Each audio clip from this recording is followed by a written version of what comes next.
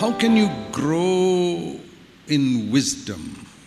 ನಾವು ಜ್ಞಾನದಲ್ಲಿ ಹೇಗೆ ಬೆಳೆಯುವುದು? It says about Jesus, he grew in wisdom. ಯೇಸುವಿನ ಬಗ್ಗೆ ಹೇಳುತ್ತೆ, ಆತನು ಜ್ಞಾನದಲ್ಲಿ ಬೆಳೆದನು ಅಂತ. We don't read like that about anybody else. ಬೇರೆಯವರ ಬಗ್ಗೆ ಹಾಗೆ ನಾವು ಓದೋದಿಲ್ಲ. When did Jesus grow in wisdom? ಯಾವಾಗ ಯೇಸು ಜ್ಞಾನದಲ್ಲಿ ಬೆಳೆದನು? Not when he was 30 years old. 30 ವರ್ಷ ಆದ ನಂತರ ಅಲ್ಲ, but from childhood. ಮಗು ಚಿಕ್ಕಂದಿನಿಂದ. So I want to show you two places where it is written that Jesus grew in wisdom. ನಾನು ನಿಮಗೆ 2 ಸ್ಥಳಗಳಲ್ಲಿ ತೋರಿಸ್ತೀನಿ. ಇದು ಹೇಳುತ್ತೆ ಯೇಸುವು ಜ್ಞಾನದಲ್ಲಿ ಬೆಳೆದನು ಅಂತ. Both of them are before his baptism, before he was 30 years old. ಇದು 2 ಸಮಯದಲ್ಲಿ ಕೂಡ ಆತನು ದೀಕ್ಷಾಸ್ನಾನ ಪಡೆದಿರಲಿಲ್ಲ, ಸೇವೆಗೆ ಹೋಗೋ ಮೊದಲು. So this is before he preached and all that. ಇದು ಆತ ಪ್ರಸಂಗ ಎಲ್ಲ ಮಾಡೋದಕ್ಕೆ ಮೊದಲು. So that is an example for all of us who may never preach and never do any healing or any such thing. ನಮ್ಮಲ್ಲಿ ಬಹಳಷ್ಟು ಜನ ಸೇವೆ, ಪ್ರಸಂಗ, ಸ್ವಸ್ಥ ಮಾಡೋದು ಅದೆಲ್ಲ ಮಾಡದೇ ಇರಬಹುದು. ಅಂಥವ್ರಿಗೆ ಒಳ್ಳೆ ಉದಾಹರಣೆ ಇದು. How many of us here sitting here are going to stand in a pulpit and preach? ನಮ್ಮಲ್ಲಿ ಕುಳಿತವರಲ್ಲಿ ಎಷ್ಟು ಜನ ಒಂದು ಪುಲ್ಪಿಟ್ ಅಲ್ಲಿ ನಿಂತು ಮಾತಾಡಬಹುದು, ಬೋಧನೆ ಮಾಡಬಹುದು? Maybe 5 or 6 people. 5-6 ಜನ ಮಾಡಬಹುದು. And the rest? ಉಳಿದವರು we're going to be at home. ನಾವು ಹೆಚ್ಚಾಗಿ ಮನೆಯಲ್ಲಿ ಇರ್ತೀವಿ. Here is your example. ಇಲ್ಲಿ ನಮಗೆ ಉದಾಹರಣೆ Jesus. Yesu. So that you who never in your life stand in a pulpit, God can say about you, I am well pleased with you, my son, my daughter. ನೀವು ಒಂದು ದೇವರಿಗೆ ಉದಾಹರಣೆಯಾಗಿರುವಂತವರು ದೇವರ ಕಡೆಗೆ ಏನು ಹೇಳ್ತಾರೆ, ನಾನು ಮೆಚ್ಚಿದ ಮಗನು ಮಗಳು ಅಂತ ಹೇಳುವಂತ ಅವಕಾಶ ಇದೆ ನಿಮಗೆ. Even though you may never preach. ನೀವು ಒಂದು ಪ್ರಸಂಗ ಮಾಡದೇ ಇರಬಹುದು. And how did Jesus grow in wisdom? ಹೇಗೆ ಯೇಸು ಜ್ಞಾನದಲ್ಲಿ ಬೆಳೆದನು? In first of all Luke 2 verse 40. ಲೂಕ 2:40 ನಾವು ನೋಡ್ತೇವೆ. It's talking about Jesus. The child continued to grow and become strong, increasing in wisdom, and the grace of God was upon him. ಆ ಬಾಲಕನು ಬೆಳೆದು ಬಲಗೊಂಡು ಜ್ಞಾನದಿಂದ ತುಂಬಿದವನಾದನು ಮತ್ತು ಆತನ ಮೇಲೆ ದೇವರ ದಯೆ ಇತ್ತು. So that's the first place. It says about Jesus, he grew, increased in wisdom. ಇಲ್ಲಿ ಮೊದಲನೇ ಬಾರಿ ಯೇಸುವಿನ ಬಗ್ಗೆ ಬೆಳೆದು ಬಲಗೊಂಡು ಜ್ಞಾನದಿಂದ ತುಂಬಿದವನಾದನು ಅಂತ ಹೇಳುತ್ತೆ. And he grew in wisdom because the grace of God was upon him. ಆತನು ಯಾಕೆ ಜ್ಞಾನದಲ್ಲಿ ಬಲಗೊಂಡನು ಅಂದರೆ ಆತನ ಮೇಲೆ ದೇವರ ದಯೆ ಇತ್ತು, ಕೃಪೆ ಇತ್ತು ಅಂತ. Jesus grew in wisdom before he started preaching and doing miracles. ಯೇಸು ಪ್ರಸಂಗ ಮತ್ತು ಗುಣಪಡಿಸೋದಕ್ಕೆ ಮೊದಲನೇ ಅವರು ಜ್ಞಾನದಲ್ಲಿ ಬೆಳೆದರು. So when did he grow in wisdom?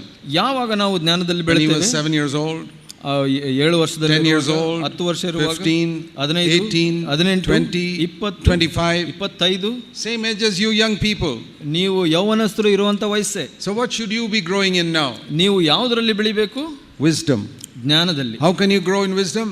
ಹೇಗೆ ಜ್ಞಾನದಲ್ಲಿ ಬೆಳಿಬಹುದು? Make sure the grace of God is upon you. ನಿಮ್ಮ ಮೇಲೆ ಕೃಪೆ ಇದೆ ಅನ್ನೋದನ್ನ ಸ್ಥಿರ ಮಾಡ್ಕೊಳ್ಳಿ. Ask God for it. ಅದಕ್ಕಾಗಿ ಕೇಳ್ಕೊಳ್ಳಿ ದೇವರು. It says let us come to the throne of grace and find grace to help us in our time of need. ಕೃಪಾಸನದ ಬಳಿ ಬಂದು ಸಮಯೋಚಿತ ಸಹಾಯವನ್ನು ದೇವರಿಂದ ಪಡ್ಕೊಳ್ಳಿ ಅಂತ ಹೇಳ್ತಾರೆ ದೇವರು. As a first step to that, ಅದಕ್ಕೆ ಮೊದಲನೇ ಹೆಜ್ಜೆ, say Lord, from today onwards, ಕರ್ತನೆ ಇವತ್ತಿನಿಂದ I am going to make sin as more serious than any sickness in my life. ನಾನು ದೇವರೇ ಈ ಒಂದು ಪಾಪವನ್ನ ಎಲ್ಲ ಒಂದು ಅನಾರೋಗ್ಯಕ್ಕಿಂತ ಗಂಭೀರವಾಗಿ ತಗೊಳ್ತೀನಿ ಅಂತ ಹೇಳಬೇಕು. Oh, how we rush to a hospital or a doctor when there is a sickness. ನಮ್ಮಲ್ಲಿ ಯಾವುದೇ ಅನಾರೋಗ್ಯ ಇದ್ರೆ ಎಷ್ಟು ಬೇಗ ಆಸ್ಪತ್ರೆಗೆ ಹೋಗ್ತೀವಿ. How many thousands of rupees we spend just to get some scan or test and all that just to overcome a sickness. ಒಂದು scan ಅಥವಾ ಒಂದು ಪರೀಕ್ಷೆ ನಡೆಸಲಿಕ್ಕೆ ನಾವು ಎಷ್ಟು ಸಾವಿರ ಗಟ್ಟಲೆ ವ್ಯಯ ಮಾಡ್ತೀವಿ. How much effort do you make to overcome sin? ಹಾಗೆ ನೀವು ಪಾಪವನ್ನು ಜಯಿಸಲಿಕ್ಕೆ ಎಷ್ಟು ಕಷ್ಟಪಡ್ತೀರಾ? Probably not so much. ನೀವು ಅಷ್ಟು ಕಷ್ಟಪಡೋಲ್ಲ ಅನ್ಸುತ್ತೆ. Because we believe sickness is more serious than sin. ಯಾಕೆ ಅಂದರೆ ಅನಾರೋಗ್ಯ ಬಹಳ ಗಂಭೀರವಾದ ಪಾಪಕ್ಕಿಂತ ಅನ್ಕೊಂತೀವಿ. And now let me tell you something. ನಾನು ಇನ್ನೊಂದು ಹೇಳ್ತೀನಿ. As long as you believe that sickness is more serious than sin, ನೀವು ಎಲ್ಲಿಯವರೆಗೆ ಒಂದು ಪಾಪ ಅನ್ನೋದು ಅನಾರೋಗ್ಯ ಪಾಪಕ್ಕಿಂತ ಹೆಚ್ಚು ಗಂಭೀರವಾದದ್ದು ಅನ್ಕೊಂತೀರೋ, I can tell you, you will never overcome sin in your life. ನಾನು ಹೇಳ್ತೀನಿ, ನೀವು ಯಾವತ್ತೂ ಪಾಪವನ್ನು You ಜಯಿಸಲಿಕ್ಕೆ can come ಸಾಧ್ಯ to ಇಲ್ಲ. hundreds of meetings ನೀವು 100 ಕೂಟಗಳಿಗೆ ಬರಬಹುದು, and listen to all types of things. ನೀವು ಎಲ್ಲಾ ತರದ ಬೋಧನೆಯನ್ನು But ಕೇಳಬಹುದು. if you believe that sickness is more serious than sin, ನೀವು ಅನಾರೋಗ್ಯ ಒಂದು ಪಾಪಕ್ಕಿಂತ ಗಂಭೀರವಾದದ್ದು ಅಂತ ಯೋಚನೆ ಮಾಡ್ತಾ ಇದ್ರೆ you will never overcome it.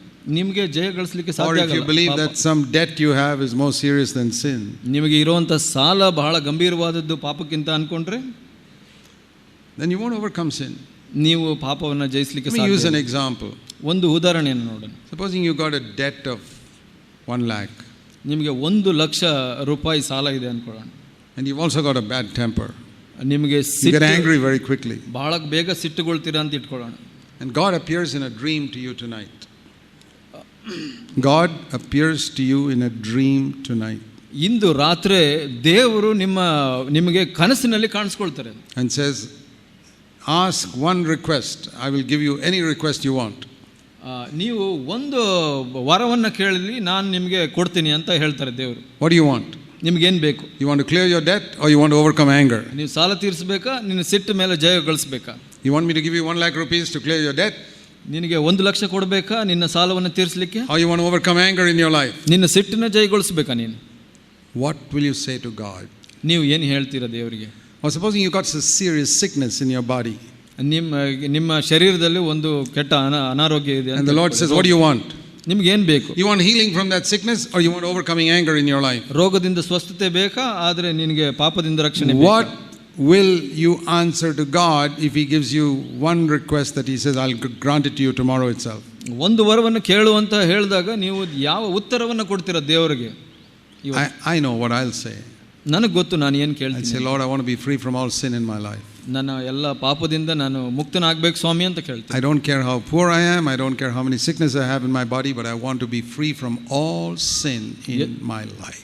ಎಷ್ಟು ಬಡವನಾದರೂ ಪರವಾಗಿಲ್ಲ, ಎಷ್ಟು ಅನಾರೋಗ್ಯ ಇದ್ರೂ ಪರವಾಗಿಲ್ಲ, ನಾನು ಎಲ್ಲ ಪಾಪದಿಂದ ಬಿಡುಗಡೆ ಹೊಂದಬೇಕು ಸ್ವಾಮಿ ಅಂತ ಕೇಳ್ತೀನಿ. You start saying that to God ನೀವು ಹಾಗೆ from ಹೇಳಕ್ಕೆ the ಪ್ರಾರಂಭ time you ಮಾಡಿ. are young. ನೀವು ಯೌವನಸ್ಥರಾಗಿರೋದ್ರಿಂದ You will be the happiest Christian in India. ನೀವು ಈ ಭಾರತ ದೇಶದಲ್ಲೇ ಬಹಳ ಸಂತೋಷನಾದ ಕ್ರೈಸ್ತನಾಗಿರ್ತೀರ. Because sin is what makes us unhappy. ಯಾಕೆ ಅಂದರೆ ಈ ಪಾಪನೇ ನಮ್ಮನ್ನ ಅಶಾಂತಿ ಮತ್ತು ಅಸಂತೋಷಕ್ಕೆ ತಳ್ಳುವಂಥದ್ದು. The first thing that will help you to grow in wisdom is to fight against sin and ask God for grace to overcome it. ಪಾಪದ ಮೇಲೆ ಜಯಗಳಿಸಲಿಕ್ಕೆ ಮೊದಲನೇ ಹೆಜ್ಜೆ ಯಾವುದು ಅಂದರೆ ಅದರ ವಿರುದ್ಧ ಹೋರಾಡುವಂಥದ್ದು. That is the first step to grow in wisdom. ಜ್ಞಾನದಲ್ಲಿ ಬೆಳೆಯಲಿಕ್ಕೆ ಮೊದಲನೇ ಹೆಜ್ಜೆ ಇದು. Then I want to show you a second thing. ಎರಡನೇ ವಿಷಯ ತೋರಿಸಲಿಕ್ಕೆ Verse ಇಷ್ಟಪಡ್ತೀನಿ. 52. 52ನೇ It ವಚನ. says Jesus kept on increasing in wisdom and in favor with God and men. ಯೇಸು ಜ್ಞಾನದಲ್ಲಿಯೂ ದೇಹ ಬಲದಲ್ಲಿಯೂ ವೃದ್ಧಿಯಾಗುತ್ತಾ ಬಂದನು, ಇದಲ್ಲದೆ ದೇವರ ಮತ್ತು ಮನುಷ್ಯರ ದಯೆ ಆತನ ಮೇಲೆ. 52. 52ನೇ ವಚನ. So this is the second time it says. ಇದು ಎರಡನೇ ಸಲ ಹೇಳ್ತಾ ಇದೆ. How did he grow in wisdom here? ಇಲ್ಲಿ ಜ್ಞಾನದಲ್ಲಿ ಹೇಗೆ ಬೆಳೆದನು? Because it says in verse 51, he went down with Joseph and Mary and came to Nazareth and he continued in subjecting to them. ಇಲ್ಲಿ ಹೇಳುತ್ತೆ 51ನೇ ವಚನದಲ್ಲಿ, ಬಳಿಕ ಆತನು ಜೊತೆಯಲ್ಲಿ ನಜರೇತಿಗೆ ಬಂದು ಅವರಿಗೆ ಅಧೀನನಾಗಿದ್ದನು ಅಂತ ಹೇಳುತ್ತೆ. That is the second thing you need to learn as a young person. ಒಬ್ಬ ಯೌವನಸ್ಥನಾಗಿ ಎರಡನೇದಾಗಿ ಕಲಿಯುವಂತಹದ್ದು ವಿಷಯ ಇದು. To be subject to authority that is over you. ನಿನ್ನ ಮೇಲೆ ಇರುವಂತ ಒಂದು ಅಧಿಕಾರಕ್ಕೆ ಅಧೀನನಾಗಿರುವಂತ. At home it is your parents. ಮನೆಯಲ್ಲಿ ನಿನ್ನ ತಂದೆ ತಾಯಿ. The Bible says honor your father and mother and it will go well with you. ದೇವರ ವಾಕ್ಯ ಹೇಳುತ್ತೆ ನಿನ್ನ ತಂದೆ ತಾಯಿಯನ್ನ ಘನಪಡಿಸು, ನಿನಗೆ ಒಳ್ಳೆಯದಾಗುತ್ತೆ ಅಂತ. Children obey your parents. ಮಕ್ಕಳೇ ನಿಮ್ಮ ತಂದೆ ತಾಯಿಗೆ ಅಧೀನರಾಗಿರಿ ಅಂತ. It will go well with you. ನಿಮಗೆ ಒಳ್ಳೆಯದಾಗುತ್ತೆ. There's only one area where you're permitted to disobey your parents. ಒಂದು ವಿಷಯದಲ್ಲಿ ನೀವು ತಂದೆ ತಾಯಿಗೆ ಅವಿಧೇಯರಾಗಬಹುದು. ಯಾವುದು? Only one. ಒಂದೇ. And that is where your parents tell you to disobey God. ಅದು ಎಲ್ಲಿ ಅಂದ್ರೆ ನಿಮ್ಮ ತಂದೆ ತಾಯಿ ದೇವರಿಗೆ ಅವಿಧೇಯನಾಗುವಂತ ಹೇಳೋ ಸ್ಥಳದಲ್ಲಿ. Supposing your father tells you to bow down to an idol. ನಿಮ್ಮ ತಂದೆ ಹೇಳ್ತಾರೆ ಒಂದು ವಿಗ್ರಹಕ್ಕೆ ನಮಸ್ಕಾರ ಮಾಡು. You can disobey.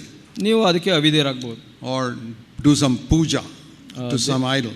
ಒಂದು ವಿಗ್ರಹಕ್ಕೆ ನೀನು ಪೂಜೆ ಮಾಡು ಅಂತ ಹೇಳ್ತಾರೆ. Say no. ನೀವು ಇಲ್ಲ ಅಂತ Or ಹೇಳ್ಬೋದು. if your parents tell you to cheat in an examination. ಒಂದು ಪರೀಕ್ಷೆಯಲ್ಲಿ ನೀನು ಮೋಸ ಮಾಡು ಅಂತ ಹೇಳ್ತಾರೆ. Then you say no. ಆವಾಗ ನೀವು ಇಲ್ಲ ಅಂತ ಹೇಳ್ಬೋದು. So where your parents tell you to do something against the word of God, there you can disobey them. ಎಲ್ಲಿ ನಿಮ್ಮ ತಂದೆ ತಾಯಿಗಳು ದೇವರ ವಾಕ್ಯಕ್ಕೆ ವಿರೋಧವಾಗಿ ಹೇಳ್ತಾರೆ ಅಲ್ಲಿ ನೀವು ಅವಿಧರಾಗಬಹುದು. ಯಾಕೆ? Because above your parents there is another authority, that is God. ನಿಮ್ಮ ತಂದೆ ತಾಯಿಗಳ ಮೇಲೆ ಇರುವಂತಹ ಅಧಿಕಾರ ಯಾವುದು? ಅದು ದೇವರು. Your parents are not the final authority, God is the final authority. ನಿಮ್ಮ ತಂದೆ ತಾಯಿಗಳೇ ಪೂರ್ಣವಾದ ಒಂದು ಅಧಿಕಾರವಲ್ಲ, ಅದರ ಮೇಲೆ ದೇವರು ಪೂರ್ಣವಾದ ಅಧಿಕಾರ ಹೊಂದಿದ್ದಾರೆ. In all other areas you must honor your parents. ಮತ್ತೆ ಬೇರೆ ಎಲ್ಲ ಕ್ಷೇತ್ರದಲ್ಲಿ ನಿಮ್ಮ ತಂದೆ ತಾಯಿನ ಘನಪಡಿಸಬೇಕು. Sometimes it can be difficult. ಕೆಲವು ಸಲ ಕಷ್ಟ ಆಗ್ಬಹುದು. All of you will tell me it's not easy to obey your parents year after year after year after year. ನಿಮ್ಮಲ್ಲಿ ಎಲ್ಲರೂ ಹೇಳ್ತೀರಾ ನಿಮ್ಮ ತಂದೆ ತಾಯಿಗಳಿಗೆ ಪ್ರತಿ ದಿವಸ ಎಲ್ಲ ವಿಷಯದಲ್ಲಿ ವಿಧೇಯರಾಗೋದು ಅಷ್ಟು ಸುಲಭ ಅಲ್ಲ ಅಂತ. In that small sentence he continued in subjection to them, verse 51. 51ನೇ ವಚನದಲ್ಲಿ ಹೇಳುತ್ತೆ ಅವರಿಗೆ ಅಧೀನನಾಗಿದ್ದನು ಅಂತ ಹೇಳುತ್ತೆ. It's a very small sentence but it means a lot. ಬಹಳ ಚಿಕ್ಕ ಪದ ಅದು, ವಾಕ್ಯ ಅದು, ಆದರೆ ಅದು ಅರ್ಥ ಬಹಳ. You can use your imagination to picture situations where Jesus was obeying his mother. ನಿಮ್ಮ ಮನಸ್ಸನ್ನ ಉಪಯೋಗಿಸಿ ಅದನ್ನ ಯೋಚನೆ ಮಾಡಿ ಅವರ ವಿಷಯಗಳನ್ನ. See, I sometimes picture like this. ನಾನು ಕೆಲವು ಸಲ ಚಿತ್ರಣ ಹೀಗೆ ಮಾಡ್ತೀನಿ. I'm sure Jesus when he was a young boy would play out in the fields like all of you play with other children. ನೀವು ಮಕ್ಕಳ ಜೊತೆ ಹೊರಗಡೆ ಆಡೋ ತರ ಯೇಸು ಕೂಡ ಒಬ್ಬ ಚಿಕ್ಕ ಬಾಲಕನಾಗಿದ್ದಾಗ ಹಾಡ್ತಾ ಇದ್ದ. And supposing he was playing something like cricket, whatever they were playing in Israel those days. ಇಸ್ರೇಲಲ್ಲಿ ಯಾವುದು ಆಡ್ತಾ ಇದ್ರೋ ಗೊತ್ತಿಲ್ಲ, ಕ್ರಿಕೆಟ್ ತರ ಯಾವುದೋ ಒಂದು ಆಟ ಆಡ್ತಾ ಇದ್ರು ಹೊರಗಡೆ. Now in cricket the most important time is when it comes to your turn to bat. ಕ್ರಿಕೆಟ್ನಲ್ಲಿ ಯಾವ ಒಂದು ಮುಖ್ಯವಾದ ಸ್ಥಳ ಅಂದರೆ ನೀವು ಬ್ಯಾಟಿಂಗ್ ಮಾಡಲು ಪ್ರಾರಂಭಿಸೋದು. When you are fielding, not so important. ನೀವು ಫೀಲ್ಡಿಂಗ್ ಮಾಡುವಾಗ ಅಷ್ಟು ಒಂದು ವಿಶೇಷವಾದಲ್ಲ. Bowling is a little more important. Bowling ಸ್ವಲ್ಪ ಮುಖ್ಯವಾದ. When your turn comes to bat, you have to be there. ನೀವು ಬ್ಯಾಟಿಂಗ್ ಮಾಡಬೇಕು ಅಂದಾಗ ನೀವು ಇರಲೇಬೇಕು. That's what you like to be in. ನೀವು ಇಷ್ಟಪಡ್ತೀರಾ ಅದನ್ನ. Okay, supposing Jesus is playing with other 12-year-old children there. ಅಲ್ಲಿ ಒಂದು 12 ವರ್ಷ ಮಕ್ಕಳ ಜೊತೆ ಯೇಸು ಆಡ್ತಾ ಇದ್ರು. And he is waiting for his turn to bat. ಆತನ ಆ ಸಮಯ ಬರಲಿ, ನನ್ನ ಬ್ಯಾಟಿಂಗ್ ಬರಲಿ ಅಂತ ಕಾಯ್ತಾ ಇದ್ರು. The other fellow is out, now it is Jesus' turn to bat. ಇನ್ನೊಬ್ಬ ಔಟ್ ಆಗ್ಬಿಟ್ಟ, ನಂತರ ಯೇಸು ಆಡಬೇಕು. And at that time ಆ ಸಮಯದಲ್ಲಿ his mother says, Jesus, come here, I want you to do some work. ಅವ್ರ ತಾಯಿ ಹೇಳ್ತಾರೆ, ಯೇಸು ನೀನು ಬಾ, ನನಗೆ ಸ್ವಲ್ಪ ಕೆಲಸ ಮಾಡಬೇಕು ಅಂತ. What do you think he did? ಯೇಸು ಏನು ಮಾಡ್ತಾರೆ? What will you do? ನೀವು ಏನು ಮಾಡ್ತೀರಿ? Or you girls, when you're playing something very important and your very important turn comes for you. ನೀವು ಹುಡುಗಿಯರು ನೀವು ಬಹಳ ಮುಖ್ಯವಾದದನ್ನ ಆಡ್ತಾ ಇರುವಾಗ ನೀವು ಏನು ಮಾಡ್ತೀರಾ? At a very important time your mother calls you. ನೀವು ಬಹಳ ಮುಖ್ಯವಾದ ಸಮಯದಲ್ಲಿ, ನಿಮಗೆ ಬೇಕಾಗಿರೋ ಸಮಯದಲ್ಲಿ ನಿಮ್ಮ ತಾಯಿ ಕರೀತಾರೆ. I know what all children will say. ನನಗೆ ಗೊತ್ತು ಎಲ್ಲ ಮಕ್ಕಳು ಏನು ಹೇಳ್ತಾರೆ ಅಂತ. Mommy, wait just 5 minutes, I'll come. ಅಮ್ಮ ಸ್ವಲ್ಪ 5 ನಿಮಿಷ ಕಾಯಿ, ನಾನು ಬರ್ತೀನಿ ಅಂತ. 5 minutes usually means about 55 minutes. 5 ನಿಮಿಷ ಅಂದರೆ ಒಂದು 55 ನಿಮಿಷ ಇರುತ್ತೆ ಅವರ ಅರ್ಥದಲ್ಲಿ. What do you think Jesus did? ಯೇಸು ಏನು ಮಾಡಿದ್ರು? He dropped his bat. ಅವರೊಂದು bat ಬಿಸಾಕಿದ್ರು. He said, okay friends, mommy's calling me, I have to go. ನಮ್ಮ ತಾಯಿ ಕರೀತಾ ಇದ್ದಾರೆ ಸ್ನೇಹಿತರೆ, ನಾನು ಹೋಗಬೇಕು, ಅಮ್ಮ ಕರೀತಾ. They would have made fun of him. You're mama's boy and all that, you're running away like this. ಅವರು ತಮಾಷೆ ಮಾಡಬಹುದು, ನೀನು ಅಮ್ಮನ ಮಗ ಅದಕ್ಕೆ ಓಡೋಗ್ತಾ ಇದೀಯಾ ಅಂತ. He didn't care. ಅವನು ಅದರ ಬಗ್ಗೆ ಚಿಂತೆ ಮಾಡಲಿಲ್ಲ. He knew the Bible says children honor your parents. ಆತನಿಗೆ ಒಂದು ಗೊತ್ತಿತ್ತು, ದೇವರ ವಾಕ್ಯ ಹೇಳುತ್ತೆ ತಂದೆ ತಾಯಿಗೆ ಘನಪಡಿಸಬೇಕು ಅಂತ. His mother says, ಅವ್ರ ತಾಯಿ ಹೇಳ್ತಾರೆ, go to the well and get some water. ಬಾವಿಗೆ ಹೋಗಿ ಸ್ವಲ್ಪ ನೀರು ತಗೊಂಡು ಬಾ. So they must have had some wooden bucket those days. ಅವರು ಒಂದು ಮರದ ಬಕೆಟ್ ಇರಬಹುದು ಅಲ್ಲಿ. And goes to the well to draw the water. ಬಾವಿಗೆ ಹೋಗಿ ನೀರು ತಗೊಂಡು ಬರ್ಬೋದು. There's a great temptation to just fill half the bucket and come quickly back and join the game. ಅದರಲ್ಲಿ ಏನು ಶೋಧನೆ ಅಂದರೆ ಬೇಗ ಬೇಗ ಅರ್ಧ ಬಕೆಟ್ ನೀರು ತಂದು ಕೊಟ್ಬಿಟ್ಟು ಬೇಗ ಆಟಕ್ಕೆ ಸೇರ್ಕೊಳ್ಳೋಣ ಅಂತ ಒಂದು ಶೋಧನೆ ಬರ್ಬೋದು. He didn't do that. ಆದರೆ ಹಾಗೆ ಮಾಡಲಿಲ್ಲ ಯೇಸು. poured, filled the bucket, brought it back. ಅದು ಸುರಿದು ಆ ಬಕೆಟನ್ನು ತುಂಬಿಸಿ ಕೊಟ್ಟನು. And by the time he comes back, his team is out, his turn has come for fielding now. ಈ ಮತ್ತೆ ಬರುವಾಗ ಅವರ ತಂಡ ಮುಗಿದು ಮತ್ತೆ ಫೀಲ್ಡಿಂಗ್ ಬಂದಿರಬಹುದು. He was not unhappy. ಆಗ ಅವನಿಗೆ ಅಸಮಾಧಾನ ಆಗಲಿಲ್ಲ. You may be unhappy. ನಿಮಗೆ ಅಸಮಾಧಾನ ಆಗಬಹುದು. But he was not unhappy. ಆತನ ಅಸಮಾಧಾನ ಹೊಂದಲಿಲ್ಲ. Because he had obeyed his Father in heaven. ಯಾಕಂದ್ರೆ ಆತನು ಪರಲೋಕದಲ್ಲಿರುವ ತಂದೆಗೆ That's ಅಧೀನನಾದ. just one example. ಅದು ಒಂದೇ ಒಂದು ಉದಾಹರಣೆ ನಾನು You can ಹೇಳ್ತೇನೆ. take 1,000 examples like that in different situations. ನೀವು ಬೇರೆ ಬೇರೆ ಸನ್ನಿವೇಶದಲ್ಲಿ 1,000 ಒಂದು ಉದಾಹರಣೆಗಳನ್ನ ಯೋಚಿಸಬಹುದು. And the father said, "This is my son. I am very happy with him." ತಂದೆಯಾದ ದೇವರು ಹೇಳಿದರು, ಈತನು ನನ್ನ ಮಗನು, ನನ್ನ ಪ್ರಿಯನಾದ ಮಗನು, ನಾನು ಬಹಳ ಮೆಚ್ಚಿದ್ದೇನೆ. He didn't score a century in cricket, but he obeyed his father and mother. ಆತನು ಕ್ರಿಕೆಟ್ನಲ್ಲಿ ಒಂದು ಸೆಂಚುರಿ ಶತಕವನ್ನು ಬಾರಿಸಲಿಲ್ಲ, ಆದರೆ ತಂದೆ ತಾಯಿಗೆ ಅಧೀನನಾದ. And the father gave him the most fantastic ministry that anybody has ever had. ಆತನ ಪರಲೋಕ ತಂದೆ ಆತನಿಗೆ ಎಂಥ ಸೇವೆಯನ್ನು ಕೊಟ್ಟನು ಅಂದರೆ ಅದ್ಭುತವಾದ ಸೇವೆ ಆತನ ಜೀವಿತ. You know, all of us would like to have a great ministry that blesses hundreds of people. ನಮ್ಮಲ್ಲಿ ಎಲ್ಲರೂ ದೊಡ್ಡ ಸೇವೆಯನ್ನು ಪಡ್ಕೊಳ್ಬೇಕು ಅಂತ ಆಸೆ ಪಡ್ತೀವಿ, ಸಾವಿರಾರು ಜನರಿಗೆ ಆಶೀರ್ವಾದವಾಗುವಂಥದ್ದು. But before that, God has to test you in different situations whether you will submit to authority. ಆದರೆ ಅದಕ್ಕೆ ಮೊದಲು ದೇವರು ನಿಮ್ಮನ್ನು ಪರೀಕ್ಷಿಸಬೇಕು, ನೀವು ಈ ಒಂದು ಅಧಿಕಾರಕ್ಕೆ ಒಳಪಡ್ತೀರಾ, ಅಧೀನರಾಗ್ತೀರಾ ಅಂತ. Whoever you are, ಯಾರೇ ಆಗಿರ್ಬೋದು, maybe authority at home or authority in the church. ಮನೆಯಲ್ಲಿ ಅಧಿಕಾರ ಇರ್ಬೋದು, ಸಭೆಯಲ್ಲಿನ ಅಧಿಕಾರ And ಇರ್ಬೋದು. if he sees that you're not interested in that, ದೇವರು ನೋಡ್ತಾರೆ ನಿಮ್ಗೆ ಅದರಲ್ಲಿ ಇಷ್ಟ ಇಲ್ಲ ಅಂದರೆ, no wonder God doesn't give you a ministry. ನಿಮಗೆ ದೇವರು ಸೇವೆನೇ ಕೊಡದೇ ಇದ್ರೆ ಆಶ್ಚರ್ಯವಿಲ್ಲ. Even when you're 70 years old, God won't give you a ministry. ನಿಮಗೆ 70 ವರ್ಷ ಆದರೂ ನಿಮಗೆ ಆ ಸೇವೆಯನ್ನು ಕೊಡೋದಿಲ್ಲ ದೇವರು. How did he grow in wisdom?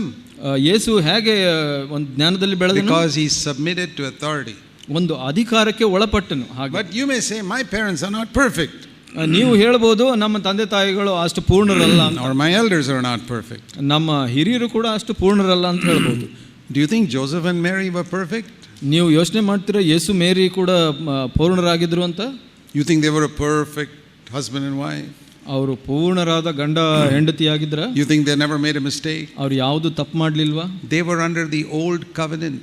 ಹಳೆ ಒಡಂಬಡಿಕೆಯ ಜೀವಿತದಲ್ಲಿ ಜೀವಿಸ್ತಾ ಇದ್ದವರು ಅವರು. Even new covenant people have such difficulty overcoming sin. ಇಲ್ಲಿ ಹೊಸ ಒಡಂಬಡಿಕೆಯ ಜೀವಿತದಲ್ಲೇ ಪಾಪ ಜಯಗಳಿಸಲಿಕ್ಕೆ ಕಷ್ಟಪಡ್ತಾ ಇದ್ದಾರೆ. Can you imagine how an old covenant couple must have lived? ಹಳೆ ಒಡಂಬಡಿಕೆಯ ಒಂದು ಗಂಡ ಹೆಂಡತಿ ಹೇಗೆ ಜೀವಿಸಿದ್ರು ಅಂತ ಯೋಚನೆ ಮಾಡಿದ್ರೆ, ಮಾಡಿದ್ರೆ, they were totally imperfect. ಅವರು ಪೂರ್ಣವಾಗಿ ಅಪೂರ್ಣರಾಗಿದ್ದರು. And the father told Jesus, submit to this imperfect authority. ಈ ಅಪೂರ್ಣರಾದ ಒಂದು ಅಧಿಕಾರಕ್ಕೆ ನೀನು ಒಳಪಡಬೇಕು ಅಂತ ಯೇಸುಗೆ ತಂದೆ ಹೇಳಿದರು. That is where I will test you. ಅಲ್ಲಿ ನಾನು ನಿನ್ನನ್ನು ಪರೀಕ್ಷಿಸ್ತೇನೆ. I know God has tested me like that in my younger days. ನನ್ನ ಯೌವನಾವಸ್ಥಾ ಕಾಲದಲ್ಲಿ ಕೂಡ ದೇವರು ನನ್ನನ್ನು ಹಾಗೆ ಪರೀಕ್ಷಿಸಿದರು. For many years, ಬಹಳ ವರ್ಷಗಳ ಕಾಲ I had to submit in the navy to imperfect bosses. ನೌಕಾ ಸೇನೆಯಲ್ಲಿ ನಾನು ನಮ್ಮ ಅಪೂರ್ಣರಾದ ಅಧಿಕಾರಕ್ಕೆ ನಾನು ಒಳಪಡಬೇಕಾಗಿತ್ತು. And in many churches right up to the age of 35 to imperfect elders. 35 ವರ್ಷಗಳವರೆಗೆ ಬೇರೆ ಬೇರೆ ಸಭೆಗಳಲ್ಲಿ ಅಪೂರ್ಣರಾದ ಹಿರಿಯರಿಗೆ ಒಳಪಡಬೇಕಾಗಿತ್ತು. The Lord said, submit. ದೇವರು ಹೇಳಿದ್ರು ಅಧೀನರಾಗಬೇಕು. Keep your mouth shut and submit. ನಿನ್ನ ಬಾಯಿ ಮುಚ್ಚಿಕೊಂಡು ನೀನು ಅಧೀನನಾಗು. I did it. ನಾನು ಮಾಡಿದೆ. And those are the years God broke me and humbled me. ಆ ದಿವಸಗಳಲ್ಲಿ ದೇವರು ನನ್ನ ಮುರಿದು ನನ್ನನ್ನು ತಗ್ಗಿಸಿದ. And then suddenly when I was 35 years old, ನಾನು 35 ವರ್ಷದವನು ಆಗಿದಾಗ ತಕ್ಷಣ God suddenly opened up a ministry that I never even dreamed I would have. ನಾನು ಕನಸೇ ಕಾಣದೇ ಇರುವಂತ ಒಂದು ಸೇವೆಯನ್ನು ದೇವರು ತೆಗೆದರು. What I want to say is this. ನಾನು ಏನು ಹೇಳಲಿಕ್ಕೆ ಇಷ್ಟಪಡ್ತೀನಿ ಅಂದರೆ ಇದು. These are the two things that made Jesus grow in wisdom. ಈ ಎರಡು ವಿಷಯಗಳು ಯೇಸು ಜ್ಞಾನದಲ್ಲಿ ಬೆಳೆಯಲಿಕ್ಕೆ ಸಹಾಯ ಮಾಡಿತು. One, he was faithful in temptation to fight against sin. ಮೊದಲನೆಯದು ಒಂದು ಶೋಧನೆಯ ವಿರುದ್ಧವಾಗಿ ನಂಬಿಗಸ್ತನಾಗಿದ್ದನು, ಅದರ ವಿರುದ್ಧ ಹೋರಾಡಲಿಕ್ಕೆ. With the grace of God upon him. ಅದರಿಂದ ಆತನ ಮೇಲೆ ಕೃಪೆ ಇತ್ತು. And secondly, ಎರಡನೆಯದಾಗಿ he was willing to obey the Father and submit to imperfect authority. ಅವನು ತಂದೆಗೆ ಒಳಪಟ್ಟು ಒಂದು ಅಪೂರ್ಣವಾದ ಅಧಿಕಾರಕ್ಕೆ ಒಳಪಟ್ಟನು. So those are the two most important things for young people. ಈ ಎರಡು ಯೌವನಸ್ಥರಿಗೆ ಬಹಳ ಮುಖ್ಯವಾದ ವಿಷಯಗಳು. Faithfulness at home and in his place of work. ಒಂದು ಕೆಲಸ ಕಾರ್ಯದಲ್ಲಿ ಮತ್ತು ಮನೆಯಲ್ಲಿ ನಂಬಿಗಸ್ತರಾಗಿರುವಂತ